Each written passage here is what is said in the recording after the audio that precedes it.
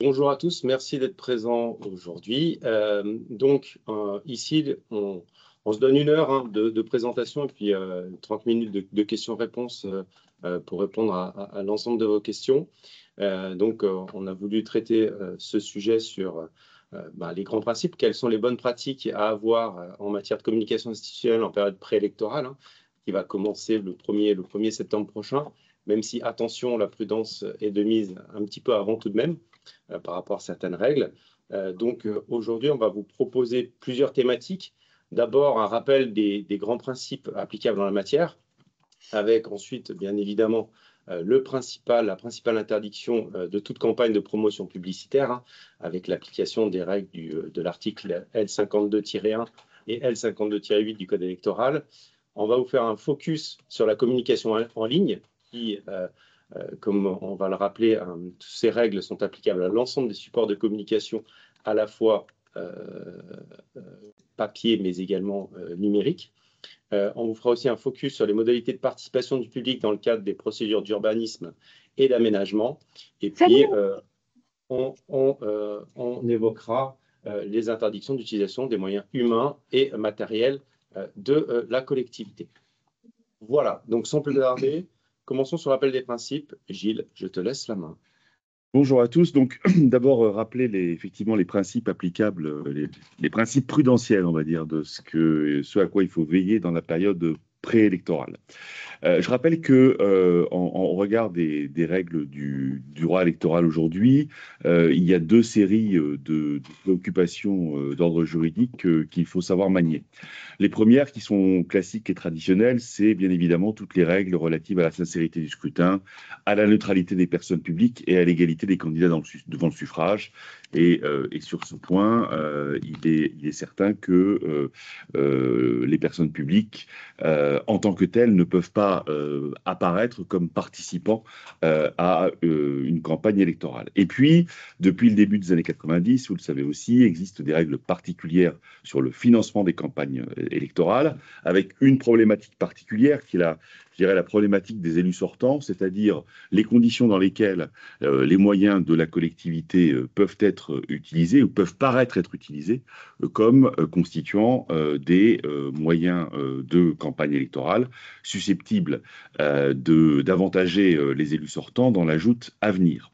Dès lors, toute action de communication de la collectivité pendant la période sensible, on va y revenir, peut être considéré comme potentiellement constituant un don ou un avantage au candidat et en tant que tel, un élément qui est susceptible d'entrer dans le périmètre du financement des campagnes. Bien évidemment, les modalités de la communication institutionnelle de la collectivité ne doivent pas avoir une influence sur l'élection, soit parce qu'on apporte un avantage matériel à un candidat qui n'aurait pas été valorisé qui donc serait de nature à altérer la régularité du compte de campagne et donc à altérer la sincérité du scrutin, ou par l'apport d'un avantage moral à un candidat, là aussi susceptible d'altérer la dite sincérité. Alors, le droit électoral repose sur un certain nombre d'interdictions qui figurent au Code électoral et qui sont principalement au nombre de 3. La première, la plus importante, c'est l'article L52-8 du Code électoral qui interdit à toute personne morale, publique ou privée, sauf les partis ou groupements politiques, de participer au financement de la campagne électorale d'un candidat, sous quelque forme que ce soit. Le texte de l'article 52.8 a été écrit de manière volontairement très large, puisqu'il dispose, vous le voyez à l'écran, que les personnes morales, donc encore une fois, à l'exception des partis ou groupements politiques, ne peuvent participer au financement de la campagne électorale d'un candidat, ni en lui consentant des dons sous quelque forme que ce soit, ni en lui fournissant des biens, services ou autres avantages directs ou indirects, à des prix inférieurs à ceux qui sont habituellement pratiqués. Donc vous voyez, la définition de ce qui est proscrit au titre du soutien matériel est particulièrement large. Deuxième interdiction, c'est l'interdiction de toute publicité commerciale. dans les 6 mois qui précèdent le premier jour du mois d'une élection et jusqu'à la date du tour de scrutin où celle-ci est acquise, l'utilisation à des fins de propagande électorale de tout procédé de publicité commerciale par la voie de la presse ou par tout moyen de communication audiovisuelle est interdite. On le verra, ce sujet concerne assez peu les collectivités territoriales, même s'il y a quelques exemples fameux de publi-reportages, parfois faits par des élus sortants et qui sont tombés sous le coup de la censure du juge. En revanche, sujet qui est plus scabreux, on va dire potentiellement, c'est la notion de campagne de promotion publicitaire, là aussi interdit, toujours par l'article L52-1 du Code électoral, c'est cette fois le deuxième alinéa, à compter du premier jour du 6e mois précédant le mois au cours duquel il doit être procédé à des élections générales, aucune campagne de promotion publicitaire des réalisations ou de la gestion d'une collectivité ne peut être organisée sur le territoire des collectivités intéressées par le scrutin. Bien évidemment, là, et on va y revenir plus longuement, le point nodal, c'est la définition de ce que c'est qu'une campagne de promotion publicitaire. À partir de quand ces interdictions s'appliquent-elles? Alors, on vient de le voir, notamment aux dispositions de l'article L52.1 du Code électoral. C'est 6 mois avant, c'est donc en fait à compter du 1er septembre 2025. S'agissant du financement de la campagne électorale, je rappelle qu'il y a une petite ambiguïté dans les textes qui distingue en fait deux périodes de campagne électorale, ce qu'on appelle la campagne électorale officielle, celle, vous savez, on peut distribuer la propagande électorale, où on affiche les affiches des candidats sur les panneaux publics, et ainsi de suite. Celle-là, elle dure en gros 15 jours avant le premier tour du scrutin et jusqu'à la fin du tour de scrutin auquel l'élection est acquise. Et la campagne électorale, au sens des dispositions sur le financement des campagnes électorales, c'est là aussi le premier jour du mois qui précède de 6 mois l'élection, c'est-à-dire en l'espèce, pour les élections de mars prochain, le 1er septembre 2025. Vous le savez sans doute, cette période a été raccourcie, puisque dans les textes initiaux, la période suspecte était une période d'1 an avant le scrutin, et donc réduite à 6 mois. Attention toutefois, on ne peut pas dire qu'on peut faire tout ce qu'on veut avant le 1er septembre 2025. La valorisation d'un futur candidat ou d'une future campagne demeure contraire au principe de neutralité, donc ça reste un principe. Ensuite, et il y a une jurisprudence du Conseil d'État particulièrement intéressante, qui est l'arrêt du 27 juillet 2022, élection régionale d'Île-de-France. C'est la situation dans laquelle on lance une très grande campagne de promotion publicitaire avant le début de la période des 6 mois. Et ensuite, on fait, l'expression qu'on a employée dans la présentation, des piqûres de rappel. Vous vous rappelez, vous avez vu cette superbe campagne publicitaire au mois d'avril, et alors on en remet un coup en septembre, un petit coup en novembre, un petit coup en janvier. Là, le juge dit, en gros, la ficelle est un peu grosse. On voit bien que vous avez essayé de contourner la règle des 6 mois en faisant un truc massif avant le 1er septembre, et puis ensuite en maintenant une forme de teasing qui est susceptible d'être censuré par le juge. Sur les opérations de communication qui seront commencées hors période électorale, le principe, c'est qu'il faut les terminer au 31 août 2025. C'est encore le meilleur moyen de se prémunir de tout risque. D'où le petit schéma qu'on vous a fait, qui, en réalité, montre bien la situation. Si on le prend dans l'autre sens, entre mars 2026 et septembre 2025, les interdictions s'appliquent pleinement. Avant le 1er septembre 2025, plus on se rapproche de cette date, plus ce qui peut être fait en termes de communication peut donner lieu, par exemple, à l'application de la jurisprudence du Conseil d'État de 2022. Donc, attention à ce qui se passe à cette période-là.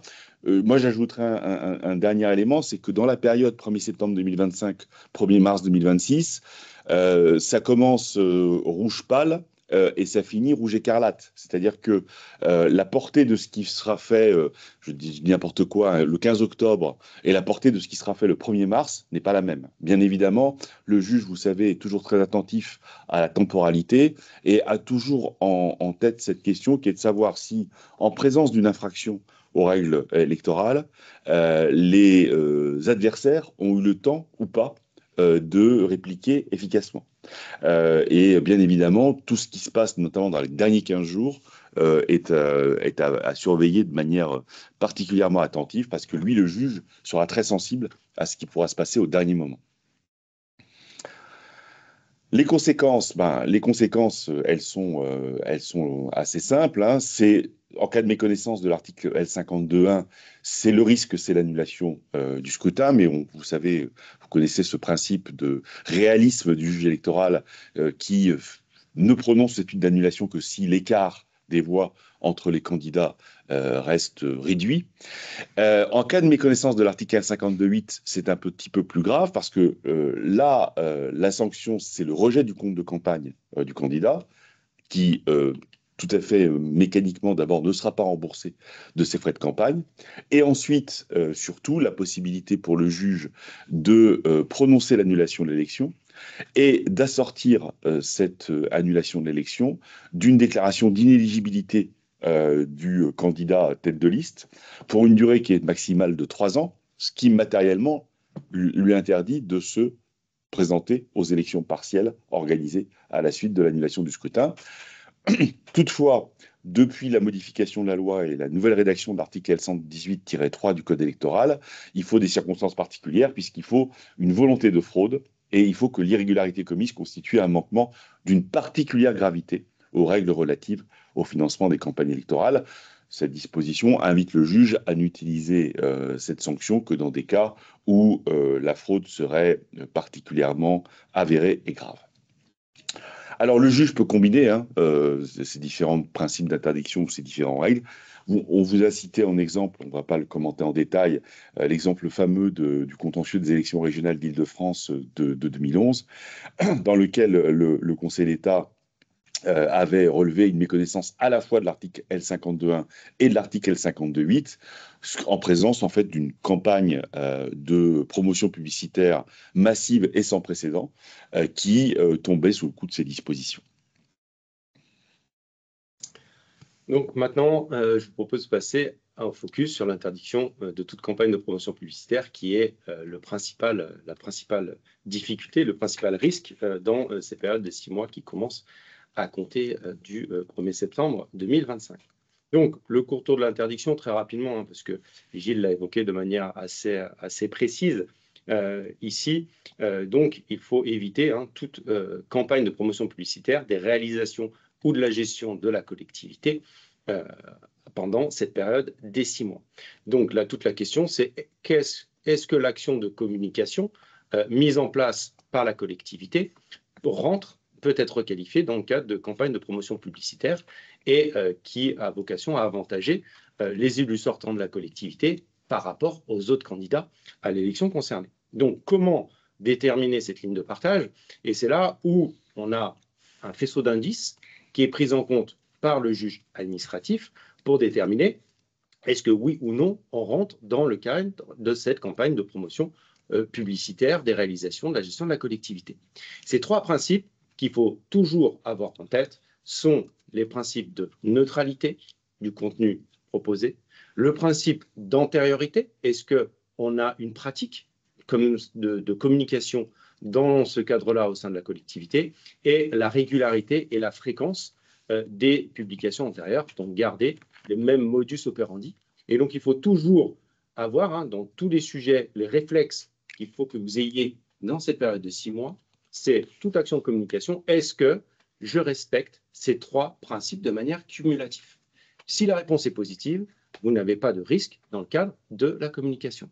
Si un de ces principes-là n'est pas présent, ça ne veut pas dire que le risque est avéré, il faudra faire preuve d'éléments prudentiels supplémentaires et avoir quelque chose qui justifie l'intervention en la matière. Par exemple, si c'est une nouvelle pratique de communication, il faudra déterminer est-ce qu'il y a un intérêt général qui justifie réellement que je puisse opérer cette communication pendant cette période-là et potentiellement avoir une vigilance accrue sur la neutralité du propos concerné. Bien évidemment, ici, on ne parle que des modalités de communication opérées par la collectivité concernée.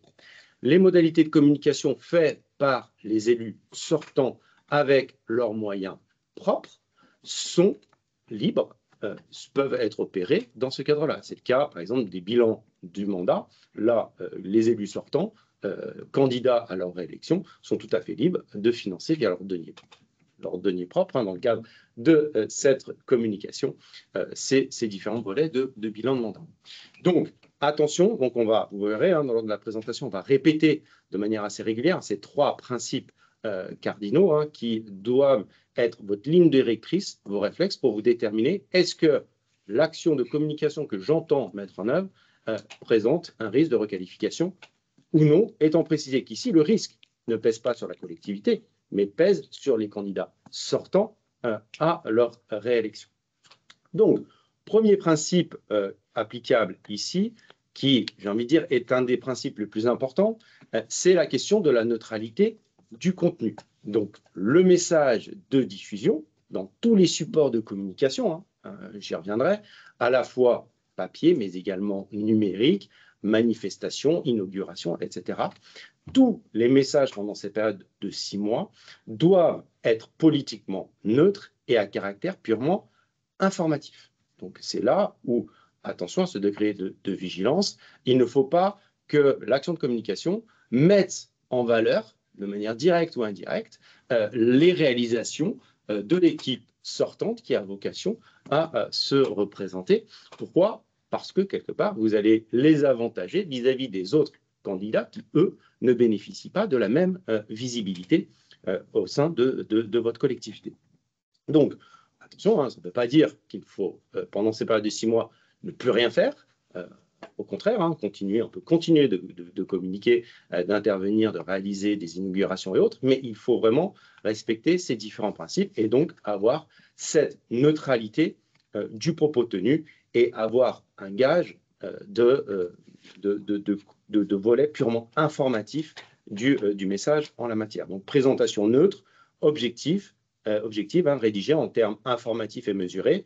Attention, par contre, si vous êtes sur une présentation flatteuse, élogieuse, qui a vocation à avantager la réalisation de l'équipe sortante, vous pouvez avoir un risque accru. Également, élément important, attention aux sujets qui feront l'objet de polémiques électorales dans le cadre de la campagne. Sur ces thématiques-là, par exemple, souvent, les thématiques de mobilité, de transport, qui font souvent des sujets de polémique électorale, le juge a un regard assez précis sur, attention, comment vous avez communiqué par rapport à ces sujets qui feront l'objet demain de thèmes de campagne des candidats sortants et comment vous avez communiqué sur ces thématiques-là. Donc, attention qui, à mon sens, doit nécessiter d'avoir une vigilance accrue sur ces thématiques-là.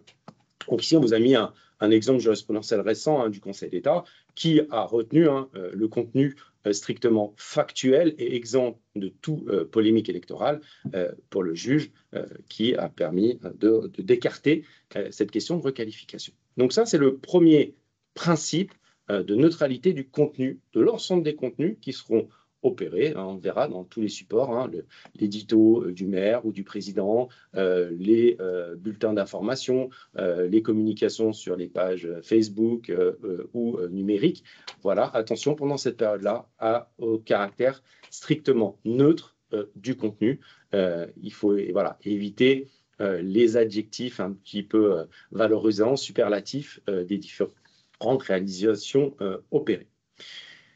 Deuxième critère qui, lui, est très important, mais qui n'est pas toujours indispensable, mais qui, d'expérience, mérite d'être retenu, c'est le principe d'antériorité de la publication. C'est-à-dire, ce qu'il faut retenir ici, c'est que ce n'est pas pendant la période des 6 mois qu'il faut faire preuve de nouveauté ou d'inventivité des nouveaux supports ou thématiques de communication. Donc, c'est pour ça qu'il faut toujours regarder qu'est-ce que vous aviez l'habitude de faire au sein de la collectivité. Est-ce que la campagne de communication que vous voulez réaliser pendant cette période de 6 mois, est-ce que c'est quelque chose que vous avez déjà fait précédemment au sein de la collectivité? Est-ce que vous vous inscrivez dans le cadre traditionnel et habituel de l'agenda de communication de la collectivité? Ou est-ce que, si c'est un événement nouveau, parce que ça peut arriver, par exemple, vous changez de dénomination potentiellement de votre collectivité, ou vous lancez une marque territoriale au sein de votre collectivité. C'est nouveau, vous ne l'aviez jamais fait, donc vous n'avez pas d'antériorité. Ce n'est pas pour ça que c'est forcément exclu. Mais dans ce cadre-là, il faut toujours être en capacité de déterminer est-ce qu'il y a un intérêt public, un intérêt général qui est dénué de tout intérêt électoral dans le volet de communication opéré, qui justifie que je procède à cette communication. Demain, vous changez de marque, par exemple, ou vous créez une nouvelle marque, il est normal de procéder à une communication pour informer les usagers de l'évolution de la marque envisagée. Donc, vous avez bien un motif d'intérêt général qui va justifier que vous procédiez à cette communication, même si vous ne l'avez jamais fait antérieurement. Attention, dans ce cadre-là, donc comme un des critères ne sera pas retenu, soyez d'autant plus vigilants sur le caractère informatif neutre du contenu proposé. C'est le cas, par exemple, des éditos du président ou du maire. Attention, si vous avez l'habitude, dans le cadre de vos différents bulletins d'information, d'avoir un éditorial du président ou de l'exécutif, pas de difficulté, vous avez le principe d'antériorité, vous pouvez continuer, dans le cadre des publications opérées pendant la période de 6 mois, de maintenir cet édito de l'exécutif. Attention, par contre, le contenu devra être strictement informatif. Là-dessus, sur l'édito, on y reviendra, mais pour nous, si vous aviez l'habitude de communiquer précédemment via un édito avec l'image, enfin la photo de l'exécutif et le nom avec la qualité de l'exécutif, à notre sens, vous pouvez continuer de procéder de la sorte. C'est si jamais vous n'aviez pas l'antériorité, vous n'aviez pas l'habitude d'avoir un édito au sein d'une publication, où là, il faudra être plus prudent et avoir une présentation strictement neutre, éviter la photo et éviter le nom et le prénom de l'exécutif uniquement dans ce cadre-là. Et si vous aviez l'habitude de communiquer avec un éditorial selon ce modus operandi, à notre sens, il n'y a pas de difficulté de continuer. Donc ça, c'est le deuxième critère très important, mais vous voyez sur lequel on peut se passer, le cas échéant, si on peut justifier d'un motif d'intérêt général, si on n'a pas cette antériorité. On vous a mis ici un exemple d'exemple jurisprudentiel récent où le juge a considéré qu'on était dans le cadre d'une campagne de promotion publicitaire prohibée. Pourquoi? Parce qu'on était sur une communication relative à un événement festif, nouveau et inhabituel, dénommé les vendredis soirs à Grandbourg, mise en place les semaines précédentes de l'élection au sein de par l'Office de tourisme de Marie-Galante, où justement on n'avait pas cette pratique antérieure de nouveautés de communication. Et donc là, les services de l'Office de tourisme avaient fait preuve d'inventivité et de côté novateur dans les modus operandi de communication pendant cette période-là, qui n'étaient pas des mieux venus, puisque on manquait ce principe d'antériorité de communication et on n'avait pas d'intérêt général qui justifiait que l'on procède à cette communication pendant cette période-là. Donc voilà sur le principe d'antériorité. Enfin, troisième principe très important ici, c'est la régularité de la publication. Et c'est là où je pense qu'il est important, préalablement à cette période, que vous fassiez un petit inventaire des modus operandi de vos procédés de communication réalisés jusqu'à présent. Pourquoi? Parce que pendant ces périodes de 6 mois, il ne faut pas changer le modus operandi de vos communications. Par exemple, si vous aviez l'habitude de faire, lors des inaugurations, du jus de fruits avec des viennoiseries, il ne faut pas que soudainement, pendant la période de 6 mois, les inaugurations se transforment en champagne petit four, parce que vous changez le modus operandi de la communication. De même, si vos bulletins d'information sont dans la pratique d'une dizaine de pages tout le temps, et que pendant la période de 6 mois, vous passez soudainement à une cinquantaine de pages d'informations et d'éléments contenus, là, vous changez le modus operandi de la communication. Donc, ce principe de régularité qui, lui, est essentiel, c'est, retenez l'idée, c'est faites dans cette période de 6 mois exactement comme vous faisiez précédemment, tant sur la forme que sur le contenu des publications opérées. De même, sur les invitations, si habituellement, pour les inaugurations, vous étiez sur une invitation d'une centaine de personnes, il ne faut pas que pendant cette période de 6 mois, vous passiez à soudainement inviter 1000 personnes dans ce cadre-là. Je grossis le trait pour illustrer, pour impacter le propos, mais retenez l'idée, il faut toujours être sur le même modus operandi de communication que vous opériez précédemment dans le cadre de ce que vous faisiez avant, ce qui impose, à mon sens, de faire un petit benchmark, un regard, plutôt un benchmark interne de la collectivité sur qu'est-ce que vous faisiez jusqu'à présent dans le mandat précédent et dans ce mandat-là sur les modalités de communication et reproduire strictement ce que vous faisiez. Également, attention, ici, ce qu'évoquait Gilles tout à l'heure, la fameuse jurisprudence Huchon, où le juge administratif est venu combiner l'application des articles L52.1 et L52.8. À notre sens, jurisprudence assez sévère quand même retenue. Je ne suis pas certain que le Conseil d'État applique tout le temps cette même jurisprudence. Mais ici, ce qui est intéressant, c'est que même si entre nous, quand on regarde le contenu de la campagne de communication opérée, on était sur des affiches 2 par 3 avec quelques éléments un petit peu valorisants de l'action de communication dans les transports de la région Île-de-France. Mais pas tant que ça, quand même, si on regarde très précisément. Et ce qui est intéressant, quand on regarde notamment les conclusions du rapporteur public et la décision, la motivation de la décision, ce qui a vraiment fait basculer le juge dans le côté de requalification de la campagne opérée en campagne de promotion publicitaire des réalisations prohibées, c'est le caractère massif de la communication opérée, avec le budget de l'opération prise dans sa globalité. Ici, c'est aussi quelque chose d'important quand vous faites sur un événement nouveau. Attention, dites-vous, est-ce que, en termes de budget, c'est en tant que bon père de famille, en termes de communication hors période électorale, est-ce que je serai sur un budget de ce type-là? Ça peut être un élément important. Là, le budget envisagé dans sa globalité était très important et largement disproportionné par rapport à ce type de communication pour une telle période ou pour une telle communication dans une période similaire, que la quantité des affiches déployées sur l'ensemble du réseau, la multiplication des techniques de communication, relais presse, affiches géantes, Internet, contacts publicitaires, et ici, de s'inscrire aussi de la communication à relayer à plusieurs reprises l'information opérée. Et donc, ces éléments en la matière ont fait basculer le juge dans la requalification de la campagne dans une campagne de promotion publicitaire prohibée. Jurisprudence quand même un peu sévère, mais qui, je pense, doit pousser à la prudence, notamment quand vous êtes sur un volet massif qui s'éloigne de la régularité de ce que vous opériez jusqu'à présent. Autre élément important à prendre en compte, c'est tout ce qu'on est en train d'évoquer ici, s'applique certes à votre collectivité, mais également à l'ensemble de vos satellites.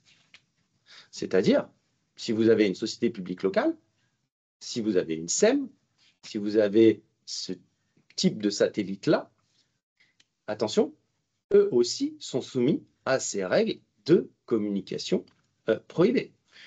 Pourquoi? Parce que sinon, ça serait trop simple. Moi, collectivité, je ne procède pas à cette communication promotionnelle des réalisations et je demande à mon bras armé, qui est ma SPL, de procéder à cette communication-là qui va valoriser l'action de la collectivité sortante. Donc, attention, le juge opère à ce regard de cette communication L52.1, L52.8 à l'ensemble des satellites, mais aussi vos délégataires de services publics qui, eux, sont soumis à cette obligation-là. Donc, il est important que pendant cette période-là, vous, collectivité, vous ayez un regard à la fois sur vos outils de communication propres à votre collectivité, mais aussi à l'ensemble de vos satellites et délégataires de services publics.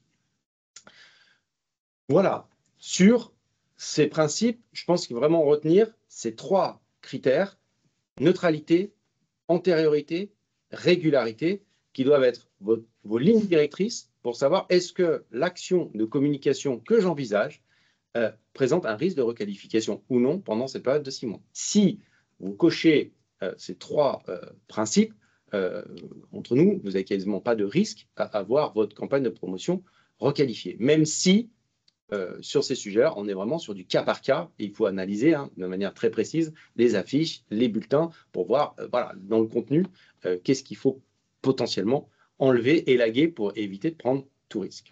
Donc maintenant, ce qu'on propose, c'est retenir un petit peu les différentes zones de risque et les précautions à prendre, même si vous le verrez, à chaque fois, on applique ces 3 critères envisagés. Gilles, je te laisse la main. Oui, alors les zones à risque, bon, on les a vues précédemment. Bien sûr, c'est d'abord tous les moyens de communication susceptibles d'être mis en œuvre par la personne publique, les bulletins. Alors ça, c'est je dirais une zone d'attention particulière, brochures, campagnes d'affichage. Tous les événements et les manifestations diverses, cérémonies des vœux, repas des aînés, inauguration, on y reviendra, commémoration, où bien évidemment on peut, dans la période sensible, être dans des situations où ce type de manifestations peuvent être un moyen détourné ou déguisé de faire campagne. Et puis, un focus tout particulier sur le site internet et les réseaux sociaux. On aura l'occasion de développer plus précisément ce point. Sur les publications diverses, c'est en fait, c'est ce que Simon a développé à l'instant. Il faut toujours être vigilant sur tout ce qui pourrait être susceptible d'être qualifié d'éléments de campagne, de promotion publicitaire. Il faut s'en tenir au principe qu'il a rappelé, pas modifier la fréquence et les modalités de diffusion, pas modifier la présentation, les rubriques, la pagination. Je le dis, la période des 6 mois qui précèdent l'élection, c'est pas le bon moment pour changer la formule de son bulletin d'information de la collectivité. C'est forcément prendre un risque. Et puis, éviter toute polémique électorale et toute référence à l'action à venir, c'est-à-dire que c'est pas le principe, c'est pas de faire disparaître purement et simplement les élus sortants, mais dans leurs expressions, ils doivent bien évidemment avoir une expression qui, par un biais ou par un autre, ne puisse pas être suspectée d'être directement liée à la campagne électorale et donc s'en tenir bien évidemment à des contenus qui restent des contenus purement informatifs. Donc vraiment rester sur quelque chose qui reste très descriptif et pas du tout, je dirais, qualitatif. Alors il y a bien sûr toujours la question des éditoriaux de l'exécutif. C'est important dans les publications périodiques et récurrentes de respecter les mêmes règles. C'est-à-dire que si vous aviez l'habitude d'avoir la photo du patron de l'exécutif local avec son nom dans les éditoriaux, il n'y a pas de raison d'en changer sous prétexte qu'on est dans les 6 mois qui précèdent l'élection. Si par contre vous l'avez jamais fait et que dans les 6 mois qui précèdent l'élection vous changez la règle, vous risquez des difficultés. Là aussi, ce qui est important, c'est le contenu de l'éditorial là-dessus, il faut bien évidemment veiller au grain. Sur les manifestations et événements divers, là aussi, je dirais, il faut... En fait, le principe est assez simple. Il faut faire des choses qui soient explicables rationnellement. C'est-à-dire qu'il ne s'agit pas de multiplier les manifestations et les inaugurations à un rythme qui serait différent de celui qui a été observé précédemment. Il faut faire attention au contenu des propos. L'inauguration d'un nouveau bâtiment construit par la collectivité, ça ne doit pas être le lieu d'un meeting électoral. Et sur les dates de manifestation, c'est très simple. C'est que si c'est une inauguration, c'est une inauguration, c'est-à-dire en termes concrets, quand on inaugure un bâtiment public ou une infrastructure ou un équipement quel qu'il soit, c'est que on l'ouvre à l'utilisation des usagers le jour même ou le lendemain. Voilà. Si vous faites une inauguration d'un bâtiment qui n'est pas terminé une semaine avant le premier tour du scrutin et qui sera lui terminé en fait dans 6 mois et ouvert dans 6 mois, c'est évidemment un risque d'infraction aux règles de propagande électorale. Même chose, point de vigilance sur les premières pierres, parce que je dirais, d'abord, vous savez aussi bien que moi, dans des chantiers, c'est pas la première pierre, c'est le premier trou qu'on fait en fait. Et c'est quoi le moment où donc si c'est l'idée de faire poser des premières pierres dans les 15 jours qui précèdent le scrutin et d'en faire beaucoup, on prend un risque évident. Ampleur de la manifestation, ce que rappelait Simon, pas faire des choses inhabituelles en termes de volume de personnes invitées, de type de personnes invitées et de prestations, entre guillemets, servies aux invités. Et puis, même chose sur la médiatisation des manifestations.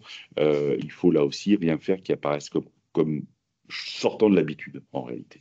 Après, élément aussi important à évoquer, hein, il ne faut pas également retarder ou accélérer volontairement le chantier pour que l'inauguration tombe juste dans cette période des 6 mois. Donc, il faut être prudent aussi, être en capacité de garder des éléments de documentation pour éviter qu'on puisse vous reprocher d'avoir soit accéléré, soit volontairement ralenti le process pour que cela tombe dans ce volet-là. Et puis, comme l'évoquait Gilles, on n'est pas très fan des premières pierres à éviter parce que où est-ce que vous placez le curseur en la matière, sauf à ce que ça soit une pratique récurrente au sein de la collectivité qui existait précédemment. Mais restons prudents là-dessus. Puis attention, hein, une première pierre le 5 janvier, c'est pas la même chose qu'une première pierre le 5 mars. Hein. Donc ça aussi, c'est très important. Alors, on n'interdit pas à l'élu candidat de communiquer. Il reste maire ou président au tour où était acquis l'élection.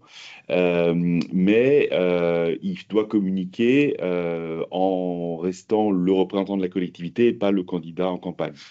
La personne publique doit faire attention dès qu'elle est sur des nouveaux projets ou des actions nouvelles de communiquer sur ces projets, sur ces actions, sur ce qui est normal. Par exemple, si vous mettez en place un nouveau service à la population, c'est normal d'informer la population sur l'existence de ce nouveau service, ses modalités de fonctionnement.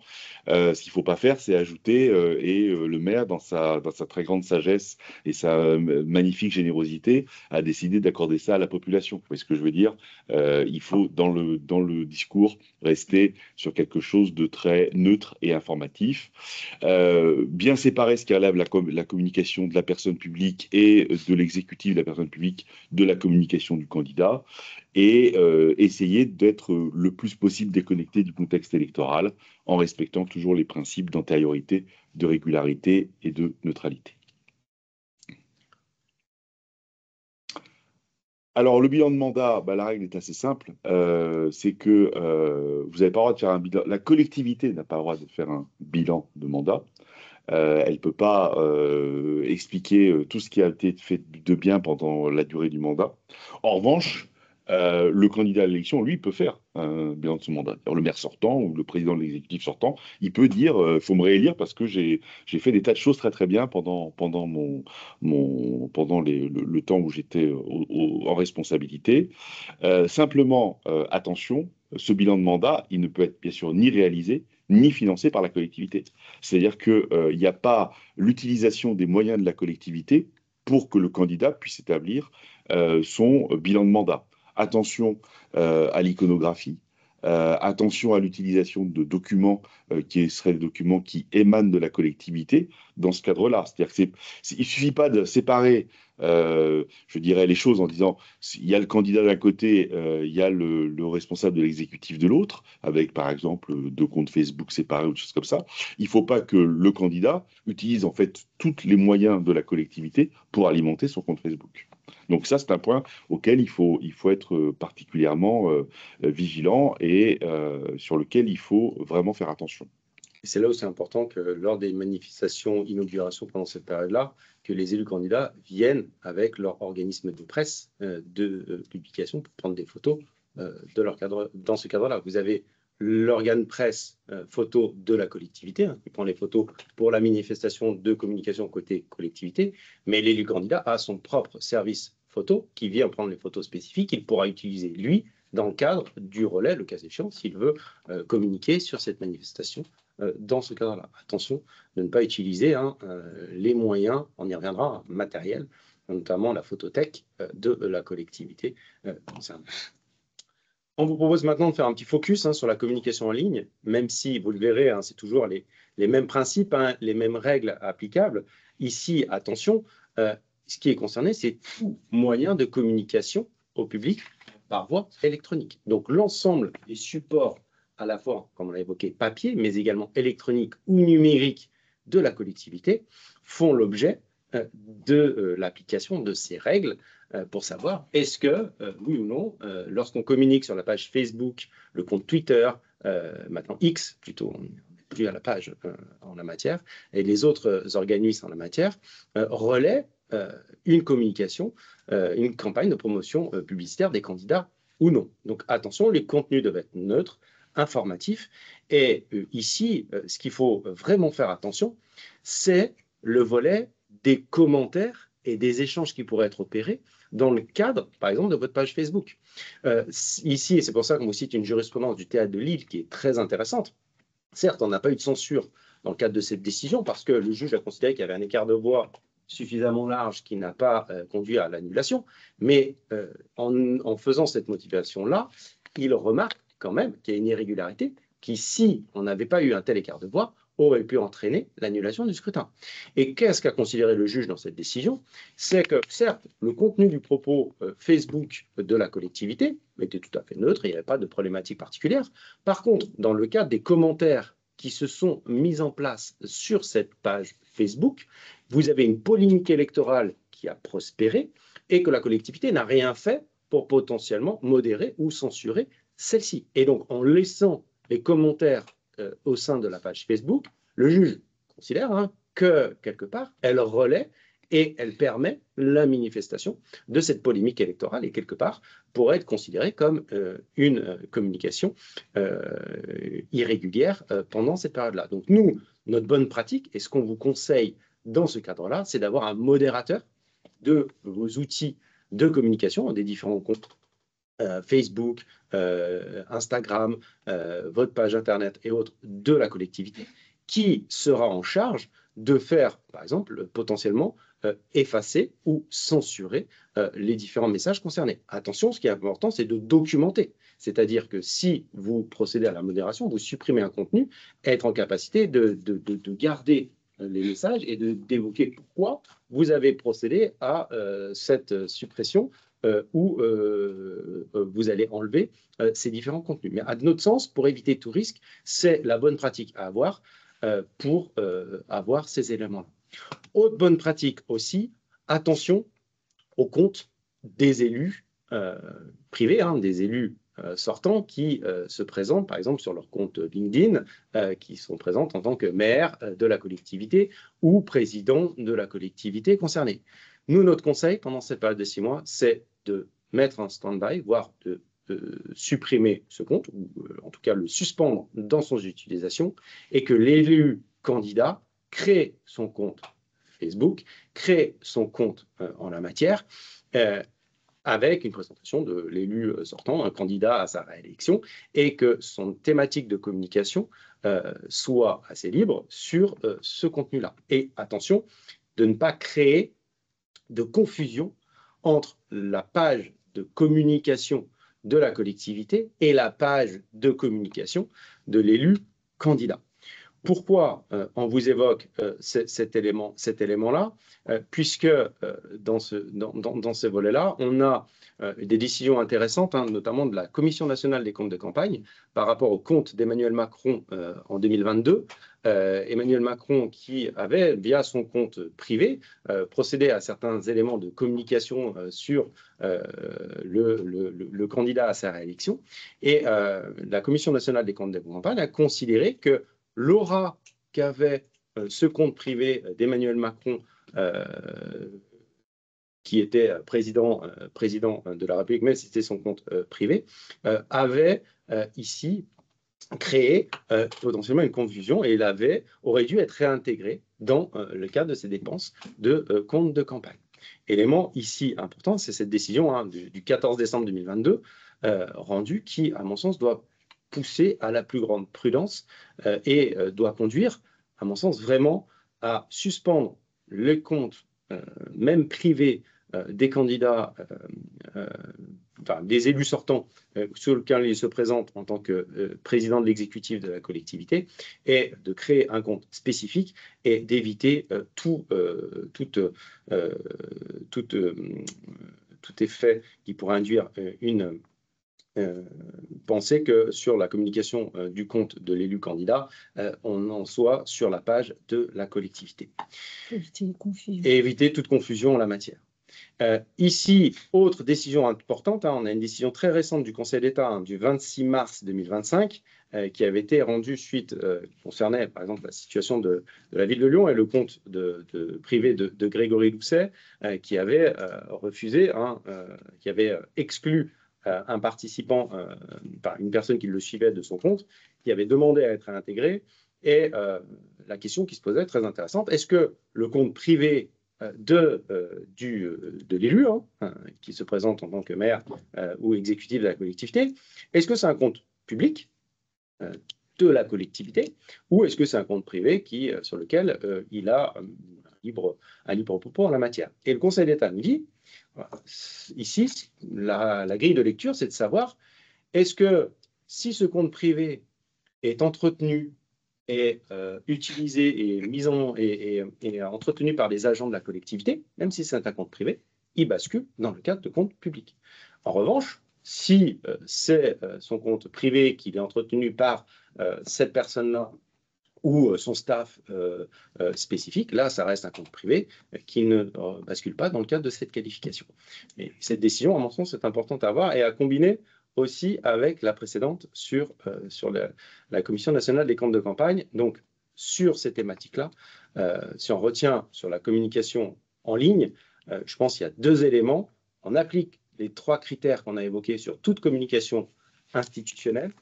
Faites très attention sur les commentaires et les polémiques électorales qui pourraient être opérées dans le cadre des contenus et des commentaires qui procéderaient avec un modérateur, à notre sens, si vous êtes en capacité de le faire, et sur les comptes des élus sortants, attention, à mon sens, fermer, ne plus communiquer avec leur compte, par exemple LinkedIn exécutif, et créer un compte spécifique candidat.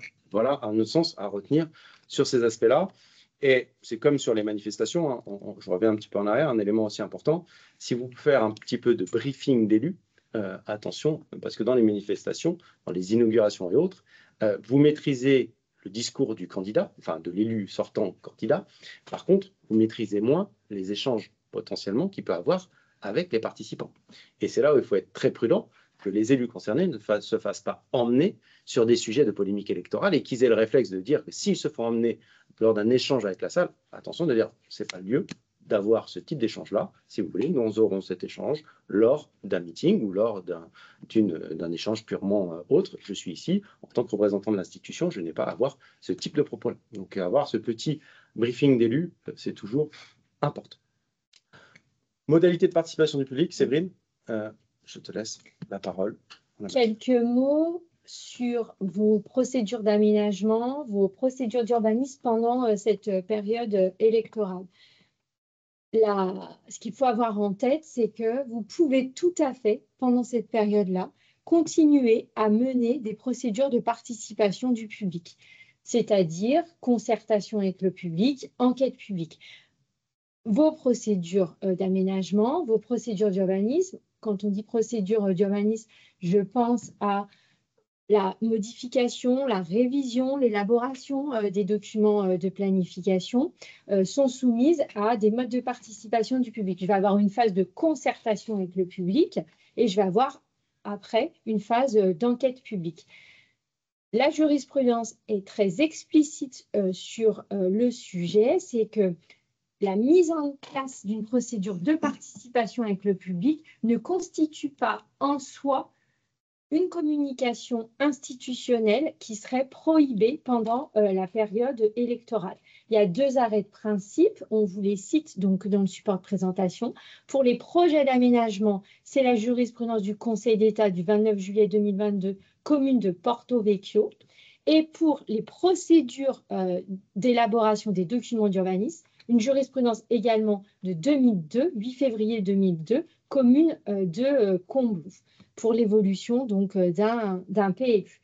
Donc, vraiment pas de frein à la mise en œuvre des procédures de concertation du public ou d'enquête publique pendant la période électorale. Pas de frein, mais attention quand même.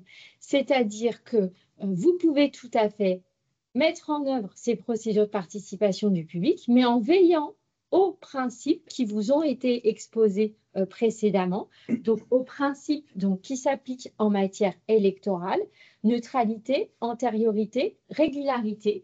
Ça signifie que ici, le juge administratif, le juge électoral qui serait saisi d'un litige contre les résultats de l'élection et le juge auprès duquel il serait porté à sa connaissance des réunions publiques organisées pour un projet d'aménagement ou pour une procédure d'évolution du public, ira quand même vérifier la forme de cette réunion publique et les propos qui ont été tenus lors de cette réunion publique. Vous prenez les jurisprudences qui ont pu être rendues par le juge électoral, donc à savoir le tribunal administratif en première instance dans ce genre de litige. Donc, il va vérifier que la procédure de concertation avec le public s'inscrive sur le fondement du code de l'urbanisme, c'est-à-dire que j'avais une concertation qui était obligatoire, donc pas de problème, elle a une antériorité parce qu'elle a été prévue en amont. Vous avez délibéré en amont pour fixer les modalités de la concertation. Il va falloir, vous êtes obligé de respecter ces modalités de la concertation-là. Donc, vraiment, il faut surtout pas enlever une modalité de la concertation pendant la période électorale. Donc, le juge vérifiera l'antériorité, mais il vérifiera aussi la neutralité, c'est-à-dire les propos qui ont été tenus pendant la réunion publique, et il s'attachera à vérifier que ici, vous avez eu que des propos qui étaient purement informatifs sur le projet d'aménagement. Vous avez un nouveau projet de ZAC, vous faites évoluer votre PLU. Le juge administratif veillera à ce que les propos tenus soient purement informatifs sur ce projet-là ou sur le contenu du futur document d'urbanisme. Et ce, pour rebondir avec ce que vous disiez, Simon, y compris le cas échéant sur des projets qui peuvent être des sujets de polémique électorale. Un projet d'aménagement, il va avoir ceux qui portent ce projet, puis il va avoir forcément ses détracteurs. Ces détracteurs qui peuvent être des personnes de l'opposition. Il a pu déjà être considéré par le juge administratif que si vous avez organisé une campagne dans le cadre de concertation avec des panneaux d'affichage sur un projet de nouvelles zones d'aménagement concertées, il n'y aura pas de difficulté si c'était une concertation qui avait été fixée dans la délibération qui était prévue concernant ce projet d'aménagement-là. Mais le juge vérifiera quand même la teneur des panneaux d'affichage, leur portée purement informative. Et du coup, dans ce cas-là, pourra se détacher du fait que ce projet soit soumis à polémique électorale. Voilà, donc ce qui concerne les projets d'aménagement. Après, il y a un élément aussi important, c'est la régularité. Enfin, oui, c'est la régularité, ce que vous avez opéré. Hein, oui, que ne pas changer voilà. le modus de coopération. Exactement. Sur les modalités de la concertation, quand vous définissez les modalités de la concertation, que ce soit pour un projet d'aménagement ou une procédure d'urbanisme, il faut veiller à ce que ces modalités de la concertation soient les modalités de concertation qui sont usuellement utilisées par votre collectivité pour ce même type de projet. Donc voilà, effectivement ici, pour les modalités de participation du public en période électorale, il faut également donc appliquer les trois critères neutralité, antériorité, régularité pour vérifier qu'on est bien dans les clous. Voilà, on vous a mis ici une jurisprudence du Conseil d'État donc qui applique ce qui vient de vous être dit. Enfin, pour finir dans les 3 minutes qui nous restent, sur la question d'utilisation des moyens humains et matériels de la personne publique. Gilles, je te laisse la main. Et là, on est au cœur de l'article, de l'application de l'article 52-8 du Code électoral. L'utilisation des moyens matériels et humains de la collectivité, c'est la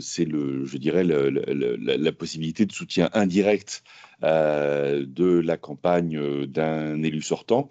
Et donc, il faut bien sûr, de ce point de vue-là, être particulièrement vigilant à un certain nombre d'éléments. Il y a un classique, c'est les sondages. la collectivité n'organise pas un sondage sur la popularité du maire sortant pour savoir comment il doit orienter sa campagne électorale, la mise à disposition de bâtiments publics au profit de candidats, étant entendu que vous savez que si vous le faites pour un, il faut le faire pour tous, l'utilisation de photographies appartenant à la collectivité, on l'a évoqué tout à l'heure, la prise en charge de frais d'envoi ou d'impression. Bien évidemment, le principe, c'est que les élus ne peuvent pas utiliser gratuitement dans le cadre de leur campagne la photothèque de la personne publique, les vidéos ou tout moyen matériel qui serait à sa disposition. Même chose pour les moyens humains. Alors là, il faut être très clair, hein, les agents de la collectivité sont des citoyens comme les autres qui, je dirais, ont leurs engagements politiques et militants. Simplement, s'ils veulent faire œuvre de soutien à tel ou tel candidat, c'est possible, mais c'est en dehors du service. Voilà. Et toute situation dans laquelle le temps de travail de tel ou tel agent, et notamment pour les collaborateurs de cabinet, puisque c'est souvent là que la question se pose, eh bien, le temps de travail des collaborateurs, y compris des collaborateurs de cabinet, ne peut pas être utilisé dans le cadre de la campagne électorale, ce qui suppose un certain nombre de précautions, jours de congé, jours de récupération, pour se livrer à des activités militantes qui ne soient pas rattachables à l'exécution du service et qui donc ne tombent pas sous le coup de l'article 52.8. Ça passe aussi par la rédaction des discours, la rédaction des flyers, des brochures de campagne et que sais-je encore. Sinon, bien évidemment, la sanction est assez simple, c'est le 52.8, c'est un non prohibé, c'est donc le risque du rejet du compte de campagne, voire plus grave si je dirais la fraude est trop massive ou trop importante.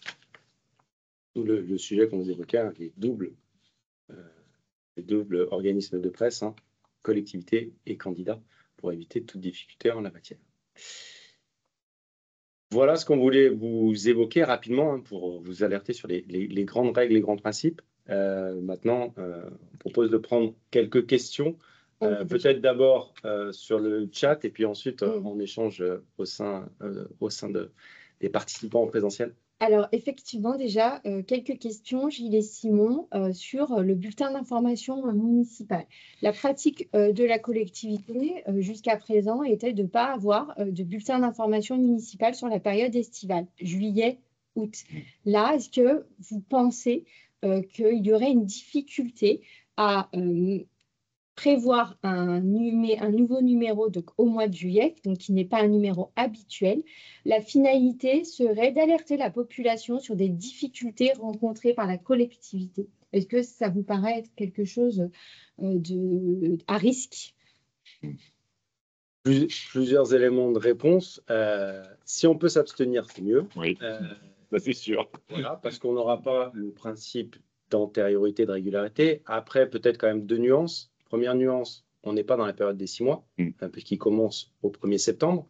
Donc, on pourrait se dire, pourquoi pas. Mais si on l'envisage, il faudra être en capacité de justifier. Quand vous évoquez les difficultés de la collectivité, il faut vraiment qu'il y ait un motif d'intérêt général qui justifie qu'on fasse cette publication exceptionnelle, parce qu'il y a un élément très particulier qui va justifier cette communication précise. Et attention au contenu qui doit être strictement informatif, dénué de tout caractère de polémique électorale ou de valorisation de la collectivité. Donc, si on peut s'abstenir, c'est mieux, si on se résume. Si vous voulez quand même le faire, ayez quand même un certain nombre d'éléments pour justifier et documenter ce volet-là, parce que vous n'aurez pas le principe d'antériorité. Dans le volume de présentation, respectez strictement le contenu, hein, le formalisme que vous évoquiez précédemment, hein, en termes de pagination, et le discours tenu strictement informatif, voire un degré au-dessus de ce que vous pourriez faire dans un cadre informatif, parce que vous manquez un critère. Donc, voilà, donc pourquoi pas, mais attention au contenu, et ça, vous le verrez, c'est toujours au cas par cas. Il faut avoir un regard très précis. Donc, on regarde à chaque fois, hein, si on fait un descriptif mot par mot, voire certains éléments superlatifs qu'on a tendance à supprimer dans ces cadres-là. Une inauguration de début de travaux qui serait programmée pour une école Mhm. qui serait programmée le 29 août. Ça va. L'inauguration le 29. 29 août, ça pose pas Une inauguration de début de travaux. de début de travaux. Oui. 29 août, ça va. Je veux dire, c'est pas grave. Enfin, on est tellement loin du scrutin que je dirais. Mais bon, mais simplement, il faut que ça soit la dernière, quoi. Et après, ce qui serait bien, c'est de regarder est-ce que la collectivité a une pratique Oui, mais d'inauguration sur ce type. là, faut être clair. Le juge ne censurera jamais une élection sur ce terrain-là pour une première pierre qui est intervenue plus de 6 mois avant le premier tour du scrutin. Oui. Le vrai problème, encore une fois, c'est les premières pierres, comme on vous l'a dit, on n'aime pas trop ça. Mais surtout, c'est les premières pierres dans les 15 jours qui précèdent. Parce que là, si vous voulez, en gros, vous ôterez pas de la tête du juge l'idée selon laquelle l'élu sortant a voulu faire un peu d'animation locale autour de sa campagne. Donc voilà, là, pour une première pierre le 29 août. Le risque pourrait être le cumul de ce typologie d'événements dans ces périodes, Ouais. d'accroissement dans ce cadre-là. Oui, mais encore une fois, on est très loin du scrutin. Je pense que là aussi, il faut quand même être, je dirais, raisonnable dans la gestion des risques. Encore une fois, hein, moi, je le dis toujours, le gros warning, c'est le mois qui précède et les 15 jours qui précèdent. Parce que là, tout compte pour le juge. Tout compte. Et y compris des choses qui peuvent vous apparaître mineures, à un faible écart de voix, bah, le juge peut se dire, bah ouais, qui me dit que ça n'a pas eu un effet? Une question qui concerne le PADD, donc projet d'aménagement et de développement durable. Donc, on est sur une procédure d'élaboration ou de révision, ça peut être le cas d'un PLU. La question, c'est comment on évite les pièges au stade du débat sur le PADD. Vous savez, le PADD, c'est vraiment le document d'urbanisme qui, effectivement, va fixer toutes les grandes orientations, les objectifs. Et on dit que c'est le document qui fixe le parti d'urbanisme. C'est le document qui va être le plus politique dans un PLU. Néanmoins, ici, la question porte, est-ce qu'il y a une difficulté à organiser une réunion publique autour de ce PADD? Non, il n'y a pas de difficulté dans la mesure où les modalités de concertation, elles auront été fixées déjà quand vous allez prescrire votre procédure d'évolution de votre PLU dans la même délibération ou le même jour dans une délibération parallèle, vous allez fixer les modalités de la concertation. Donc, les règles du jeu sont fixées en amont. Dans ces modalités de la concertation, évidemment, c'est complètement classique. Vous allez avoir prévu une réunion publique au stade du débat sur le PADD. Donc, il n'y a pas de frein à l'organisation de cette réunion publique. Par contre, on est vigilant sur la manière dont on va l'organiser. On n'en fait pas trop. On organise cette réunion publique comme on organise une réunion publique pour un autre projet d'urbanisme ou d'aménagement.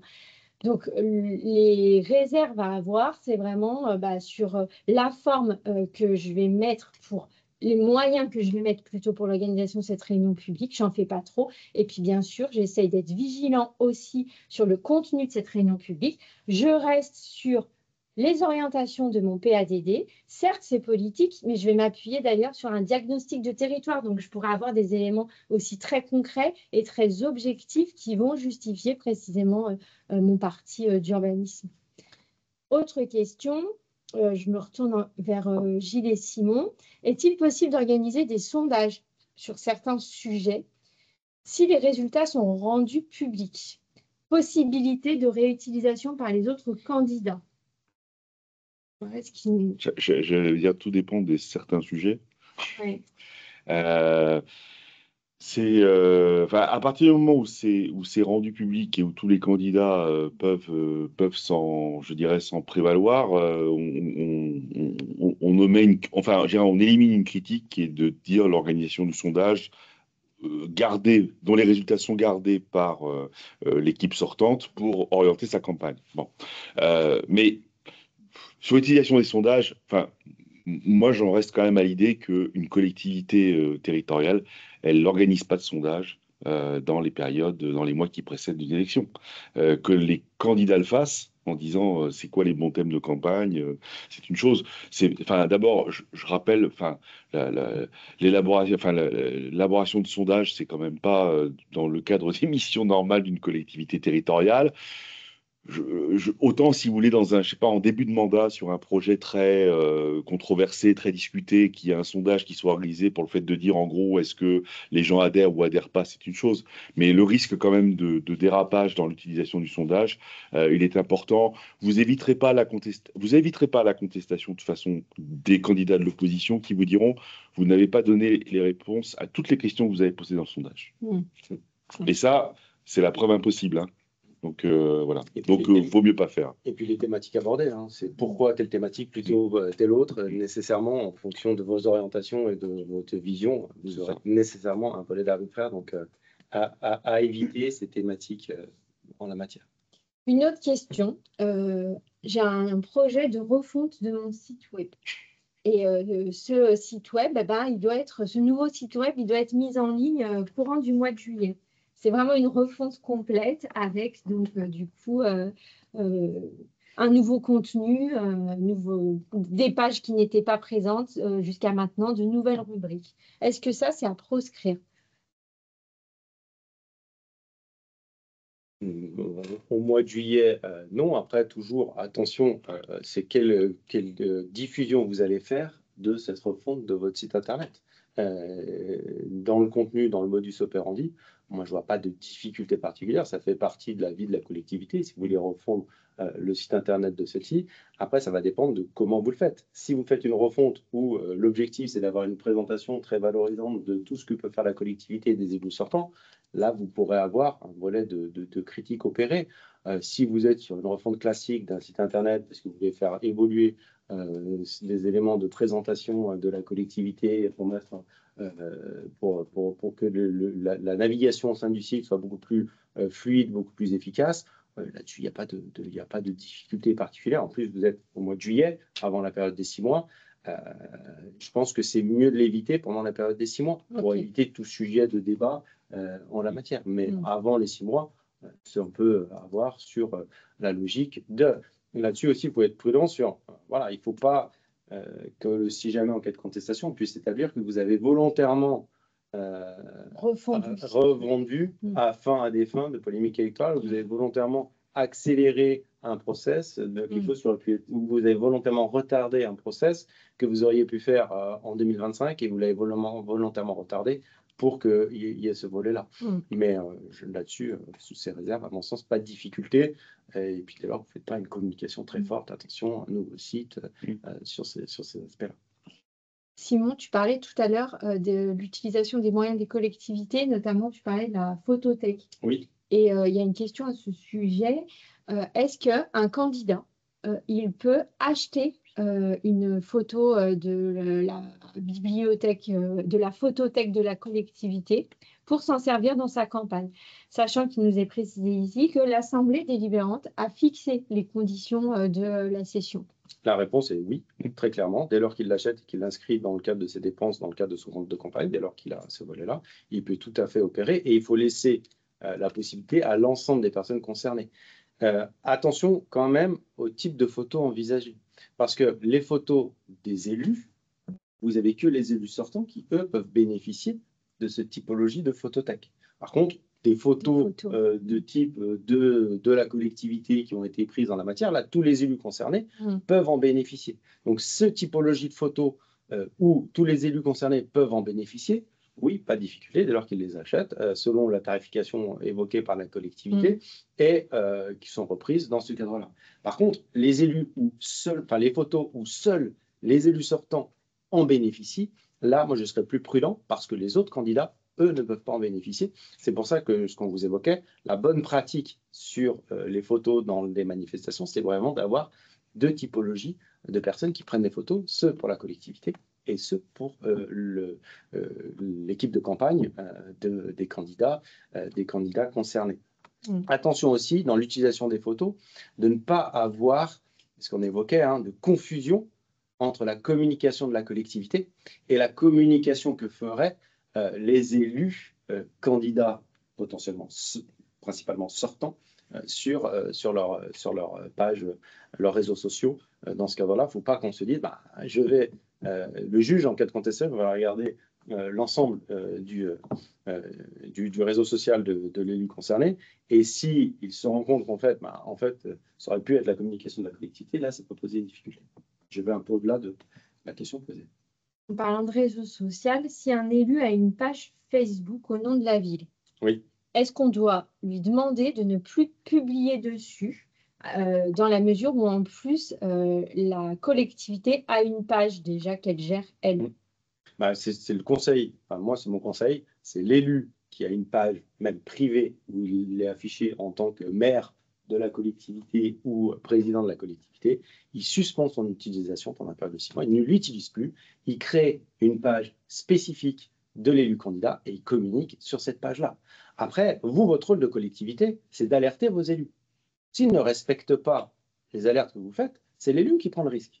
Le risque, in fine, c'est que l'élu puisse voir son élection annulée et potentiellement puisse voir son compte de campagne rejeté et potentiellement, s'il y a fraude et autres, une éligibilité. Attention, la sanction, elle est dangereuse. Pourquoi? Parce qu'elle intervient toujours a posteriori. Si vous avez un compte de campagne, généralement, souvent, d'expérience, vous êtes souvent pas loin des plafonds de votre compte de campagne. Et donc, la sanction du juge intervient postérieurement à l'élection et réintégration, ça peut être, dangereux. Mais là-dessus, sur cette question, à mon sens, il faut vraiment suspendre l'utilisation et créer un site. S'il ne le fait pas, c'est lui qui prend le risque. Exactement. Ok. Vous, votre rôle, c'est d'alerter vos élus pour que, quelque part, ce n'est pas votre action qui puisse les placer en difficulté. C'est là le regard que vous devez avoir. Si un élu de la majorité régionale sans délégation est candidat à l'élection municipale, la région doit-elle aussi être vigilante sur ce qu'on vient d'évoquer, donc la communication institutionnelle, ou moins que la commune concernée? Non, mais L52.8, c'est l'interdiction de don de toute personne morale. Je rappelle, on l'a évoqué un peu rapidement, hein, c'est bien évidemment la collectivité à l'élection de laquelle on participe, toutes les autres collectivités territoriales, et la promotion de candidats qui peut être faite par d'autres collectivités, les satellites des collectivités, les délégataires de services publics, plus globalement, toute personne morale. Donc, attention à ces éléments-là, c'est que c'est pas, je dirais, une collectivité ne doit pas être suspectée d'avoir directement ou indirectement soutenu par ses moyens les campagnes électorales de candidats donc élus de la collectivité A qui seraient candidats à la collectivité B. On est exactement le même régime juridique avec les mêmes risques. On a un peu deux questions qui, je pense, se recoupent un peu. Donc, il a bien été compris qu'il n'y a pas la possibilité de faire de bilan de mandat. La collectivité ne peut pas faire de bilan de mandat. Mais il y a une question qui porte sur est-ce qu'on peut néanmoins mettre à jour des documents de présentation de la structure avec stratégie en place. Par exemple, document de présentation de la structure, on nous dit par exemple des exemples de réalisation, des projets lancés qui ont été mis en place. Une autre question, c'est est-ce que je peux mettre en place de nouveaux guides à destination du public numérique, santé, jeunesse, voilà, est-ce que je peux... Les guides, encore une fois, tout ce qui est l'information des habitants et des usagers, dès lors que le propos reste neutre, c'est toujours la même chose, c'est incontestable. Faire sortir, par exemple, en septembre, un certain nombre de documents sur s'il y a des choses qui changent dans le fonctionnement des écoles de la commune, faut bien informer les gens. Je veux dire, c'est pas parce qu'on est 6 mois avant l'élection que c'est interdit.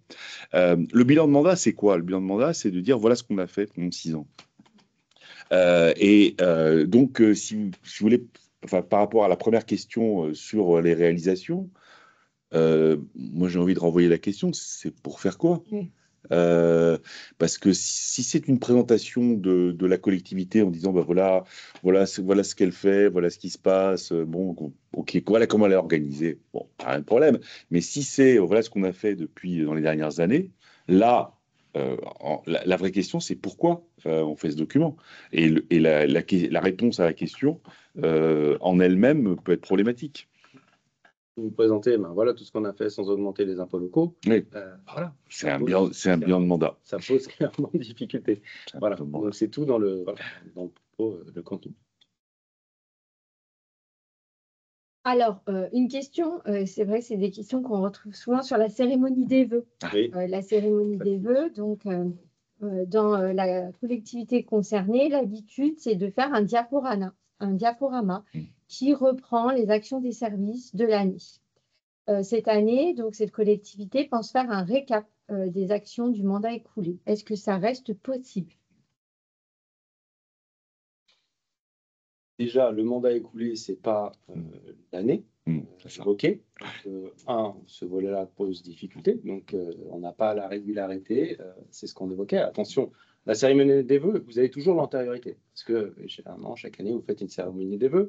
L'important dans la cérémonie des vœux, c'est de ne pas changer la régularité du formalisme de tenue de celle-ci et de son contenu. Là, clairement, on va changer cette régularité. On ne sera pas sur une présentation des actions mises en œuvre dans l'année, mais par contre dans tout le mandat. Donc, à mon sens, ça pose une réelle problématique. À la limite, on pourrait se limiter à la seule présentation des actions qui ont été repérées dans l'année. Mais attention, si on le fait, être dans le cadre d'une présentation strictement informative et neutre des différentes actions opérées. Il ne faut pas avoir un côté valorisant de dire, regardez ce qu'on a pu faire, sans augmentation des impôts locaux, bien évidemment, cette dimension-là. Donc, attention à ces sujets. Par contre, de dire, on vous informe, voilà ce qui a été, des actions qui ont été menées, comme on le fait chaque année précédemment, pourquoi pas, mais soyez très prudents dans la neutralité du contenu. Mais ce qui est envisagé, à proscrire à mon sens. D'accord. Une question encore sur une inauguration. Là, il s'agirait d'inaugurer une nouvelle maison médicale, mais une maison médicale qui est déjà en fonctionnement parce qu'il y a des médecins qui sont déjà installés dans cette maison médicale. Cette inauguration serait prévue mi-septembre. Et sur les invitations, il est traditionnel donc d'utiliser la formule Madame le maire vous invite à. Du coup, est-ce que cette inauguration-là apparaît J'ai une question complémentaire. En gros, les médecins ils se sont installés fin juin, début juillet ou il y a 2 ans? C'est ça. C'est ça. Parce que si on dit, bon, on le fait à la rentrée parce qu'on veut donner un peu de, je dirais, un peu de communication pour que les gens soient informés, on marque un peu le coup. Alors c'est vrai qu'on aurait dû le faire, je sais pas, en juillet, peut-être que c'est à ce moment, peut-être que la raison pour laquelle l'inauguration est mi-septembre, c'est parce que les premiers médecins s'installent pendant les vacances. Et pendant les vacances, c'est vrai que c'est pas le moment le plus propice à la communication, pourquoi pas. Mais c'est toujours la même chose. Le droit électoral, c'est un droit de pur bon sens. C'est-à-dire, en gros, OK, vous avez fait ça, ça et ça, mais pourquoi vous l'avez fait? Il faut pouvoir expliquer.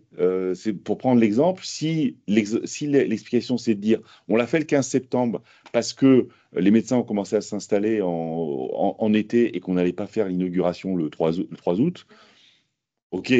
Mais si, par contre, ça fonctionne depuis 6 mois, pourquoi vous avez attendu 6 mois?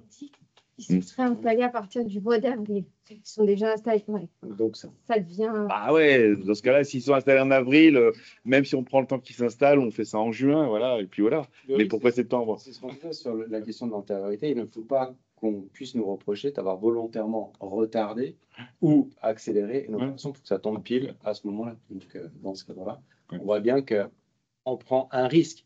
Après, si on veut mesurer le degré du risque, vous êtes début septembre, vous n'êtes pas juste avant. Il faudra regarder en termes de globalité, si c'est le seul événement qui peut poser une difficulté, on pourrait considérer que le risque n'est pas démentiel dans son volume. Péché véniel. Voilà. Mais globalement, je pense que si c'est ça, plus d'autres éléments de ce type, clairement, on est sur un risque important et qu'il faut, franchement, il faut s'abstenir. Parce que le risque est tellement important qu'à mon sens... Mais encore une fois, si vous voulez, il faut toujours se poser la question. C'est à la question qui serait posée de dire, mais pourquoi vous avez attendu septembre pour inaugurer? Vous répondez quoi? C'est quoi la justification? Encore une fois, pour un équipement qui commence à fonctionner pendant l'été, moi, ça ne me choque pas qu'on attende que les gens rentrent de vacances pour faire l'inauguration. Honnêtement, je ne trouve pas ça choquant. Mais pour un truc qui fonctionne depuis avril, c'est plus difficile à justifier la ouais, temporalité. je vous dis, c'est vraiment le droit électoral, c'est du pur bon sens. C'est en gros, pourquoi j'ai fait ça? Quelle était la justification? Voilà. Encore une fois, si vous avez, parce que ça aussi c'est la question, si vous avez un équipement qui est livré le 1er mars 2026, il n'y a pas de difficulté à ce que vous l'inauguriez le 1er mars 2026 s'il ouvre le 2 au matin. Et là, on vous dira, ouais, vous avez fait une inauguration, machin, bidule. Bah oui, on a inauguré parce que c'était livré et que c'était ça. Dès lors que c'est pas champagne pour tout le monde et que vous invitez pas la moitié des habitants de la collectivité, alors que vous n'avez pas l'habitude de faire ça, là, il n'y a rien à vous dire parce que c'est quelque part rationnel, cohérent, explicable en termes de pratico-pratique. Mais dès qu'il commence à y avoir des choses qui paraissent un peu bizarres, le juge se dit, OK, il ne faut pas me prendre pour un lapin de 3 semaines. En fait, tout ça, c'est fait parce qu'on essaie d'organiser l'animation locale pour que la campagne se passe au mieux. Et la neutralité de la convocation ne se permettra pas de sauver cette Ah non, difficulté. non, ça ne sera pas suffisant, ça c'est sûr. Encore une question. Quelles préconisations alertes formulées à l'égard d'agents qui partagent des posts à caractère politique sur LinkedIn, que ce soit sur le temps de travail ou en dehors? LinkedIn, c'est un réseau professionnel. Il faut arrêter de faire de la politique sur LinkedIn. C'est déjà la première chose qu'il faut dire. Mais bon, au-delà de ça. Là-dessus, c'est la neutralité. Ouais, Les agents publics sont soumis à un principe de neutralité et donc ils doivent strictement le respecter. Dans leur vie privée, dans leur vie personnelle, ils font ce qu'ils veulent. S'ils veulent soutenir un candidat, procéder à une communication sur un réseau purement privé, dès lors qu'ils ne se présentent pas comme agents de la collectivité, il n'y a pas de difficulté en la matière. Par contre, s'ils le font sur un réseau professionnel dans lequel ils communiquent sur leur casquette d'agents de la collectivité, oui, ils prennent un sujet de méconnaissance de leur principe de neutralité et donc potentiellement peuvent s'exposer à des sanctions disciplinaires le cas échéant. Après, si c'est soutenir le candidat en place, c'est peut-être qu'il n'y aura pas d'élu en place, candidat à sa réélection, il n'y aura pas forcément de sanctions. Mais à notre sens, il faut éviter ces volets-là, notamment ce principe de neutralité applicable dans la matière. Ok, merci Simon. Et on va prendre une dernière question pour rester dans la salle. Une question, c'est toujours sur les réseaux sociaux, parce que je pense qu'effectivement, c'est un sujet qui doit... Prudence, qui inquiète. Oui, voilà.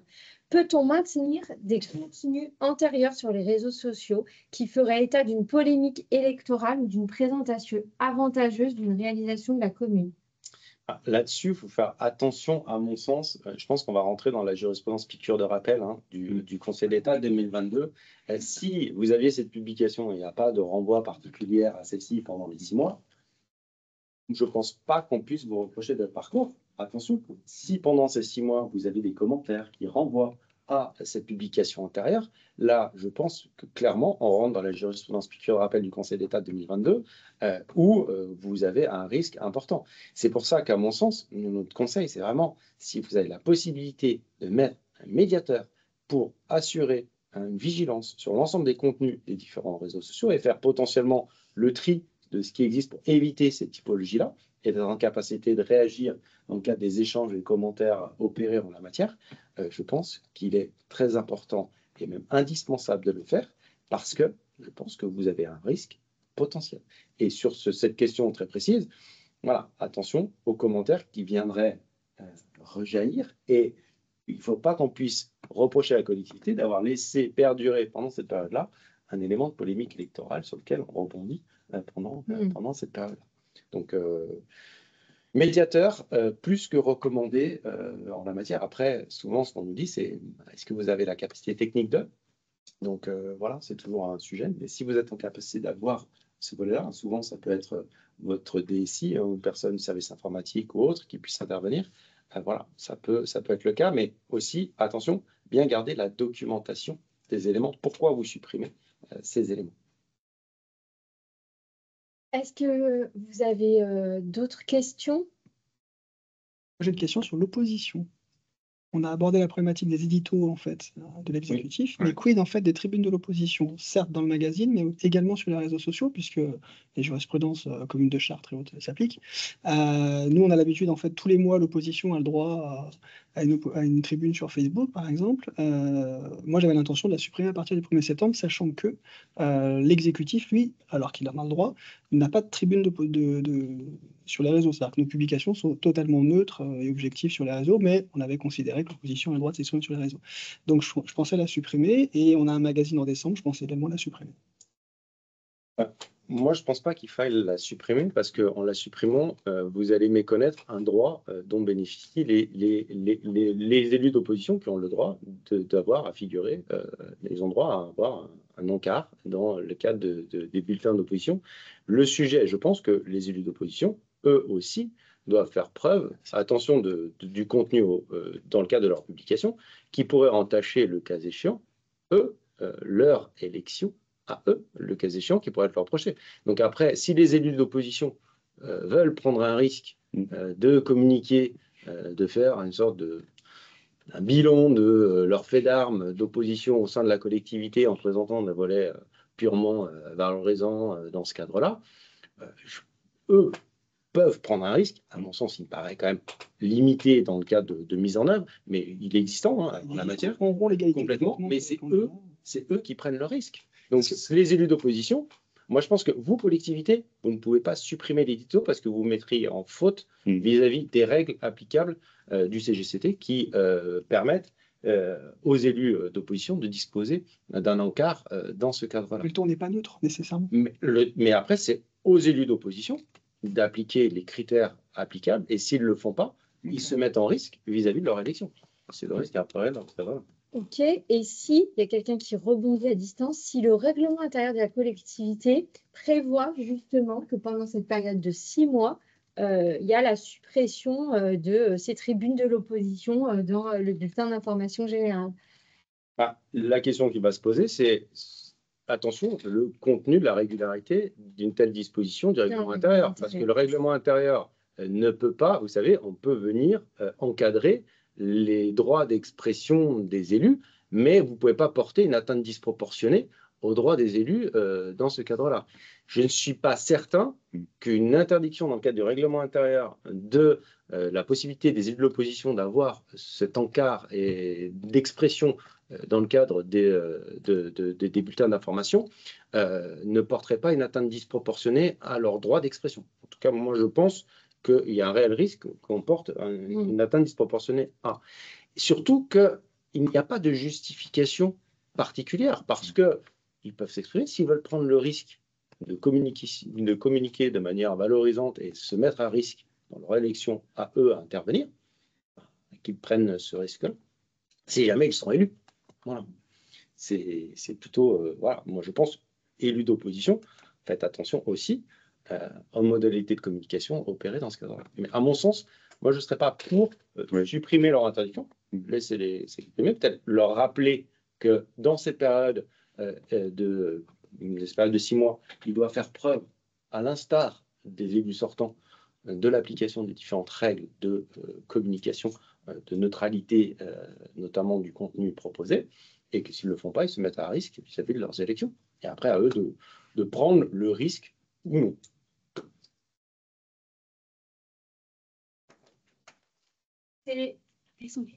Merci à tous.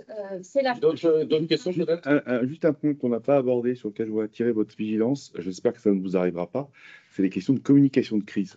Vous avez à gérer un énorme problème de sécurité publique, je ne sais pas moi, un orage très violent, un bâtiment qui s'écroule.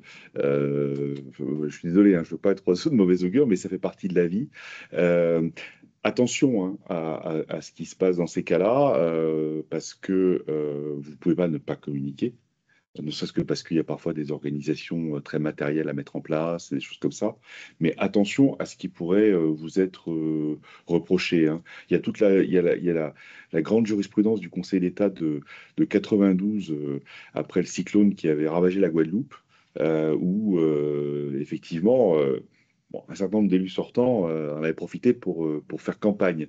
Donc, attention à bien respecter cette ligne, c'est-à-dire que vos élus peuvent, j'ai même envie de dire, doivent communiquer, parce que leur parole, elle est attendue dans ces moments-là, mais attention aux effets de débord. et à des choses qui pourraient apparaître comme de nature à voilà. Et on est, enfin, encore une fois, et je jette la pierre à personne, mais dans ce genre de situation, on pense jamais aux problèmes de régularité de la campagne, parce qu'il y a d'autres choses à faire, et entre nous, plus importantes et plus fondamentales. Mais attention à ces éléments-là, parce que là, ça peut être un truc sur lequel, de bonne foi, on se dit, mais moi, je me suis contenté de communiquer, de faire un certain nombre de choses avec des images, en me rendant sur les lieux et tout ça, pour montrer aux gens qu'on était là et qu'on faisait des choses. Complètement être interprété d'une autre manière, qui est de dire, surtout si c'est très très proche de la date du scrutin, c'est un élément de campagne électorale, L52-8, vous tombez sous le coup, rejet du compte de campagne, annulation d'élection. Donc attention à ces éléments-là. Et vraiment, et au cas par cas de chaque sujet. Voilà, même si vous avez les grands principes, au cas par cas. D'autres questions peut-être Non?